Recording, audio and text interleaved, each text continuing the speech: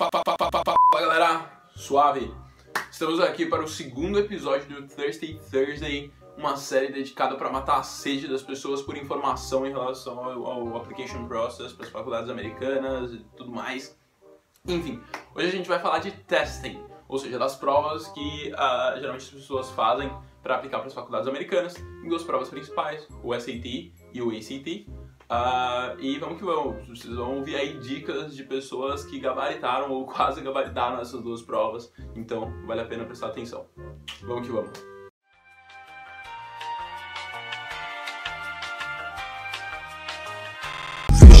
Muita treta, muita treta.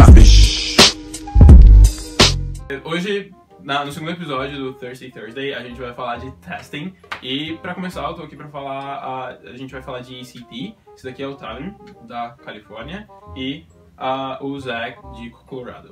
Eu tô aqui com o Anish pra falar do SAT. O Anish é da Singapura, depois ele se mudou para os Estados Unidos, mas enfim, também é estudante internacional. So guys, like, what are essential tips you think are important for the ACT, you know? Well, I think a lot of it is about reading. So like the science, a lot of people get worked up about the science, but the science is not actually testing your scientific abilities. It's more about reading instructions and being able to interpret a graph. And so like if you are a good reader and you have read different materials and stuff, that is good enough for the science, I guess. And then the same thing for the reading. There's different passages, kind of like the SAT, but like if you are a good reader and are good at being able to read something and interpret it, like bring things out and answer questions about it, that's then you're good in that section. And then the writing is also a lot about reading. So basically, I think being able to read passages is the most important skill.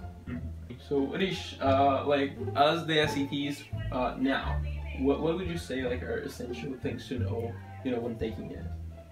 So definitely one thing is try to get your hands on the official College Board SAT book. It's like a blue book, fairly thick book. It has 10 practice exams and it has great tips for math, reading, writing, 3 different sections.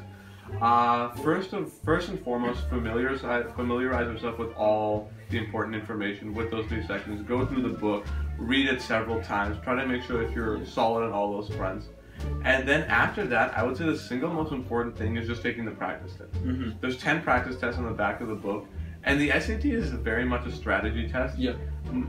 Perhaps even more so than knowledge, a lot of it is strategy, how you go into the test. You can definitely study for it, and the best way to do that is just by taking the practice test over and over again, seeing what mistakes you made, building upon those weakness areas, and making sure that you're not making the same mistakes over and over again, and trying to improve every single time you take a test, and seeing your trajectory, you know, kind of analyzing what you're doing in that front.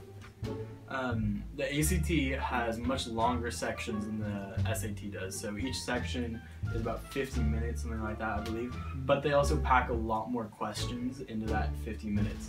So you have to be able to budget your time pretty well. So a good strategy is to look over the questions that you have in front of you first and say, oh, I know how to do this one, this, and this one really quickly, and I'll get those done, and then come back and focus on the more difficult problems a bit later, just in case you run out of time towards the end.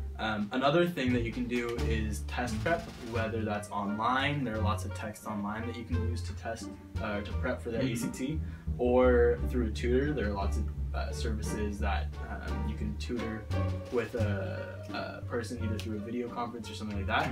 And I did that and it really helped me. So having a tutor brought my ACT up something like 6 points, I think. So quite a bit. But you can get the same effect from looking for practice problems and such online and doing a lot of practice problems, looking at those texts. Princeton Review is one of the best, I think, and working from there. You also know a little bit about like the new SAT, right? The one we're gonna have in 2016. So what would you like say here? So the way the SAT is changing is that it's changing from a 2,400 point test to a 1,600 point test, and now there's 2 sections instead of 3. There's a math section and there's a verbal section. Okay. So the math section, it's still pretty much the same material. Just try to know everything up to pre-calculus. The only difference I would say is that the math section now is more variable in difficulty. You've got easier questions, but you've also got more difficult questions. So it probably means that you have to study math a little bit more. In terms of verbal, the test is shifting away a lot from vocab memorization to more comprehension, reading comprehension, being able to look at documents and analyzing them. So I think the best way to do this is just by practicing. You know, taking the release exams, practicing again and again, because now it's less about memorization and more about your deductive reasoning skills. Thank you very, very much. No Nick. problem. People in Brazil are gonna love it. You're gonna be loved in Brazil. So thank you so, so much. And that was tips about the SAT with Nick. Okay, thank you very much, guys.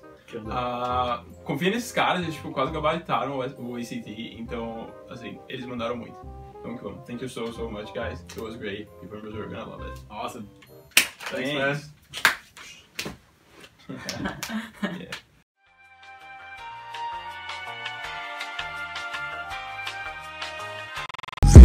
Muita treta, muita treta.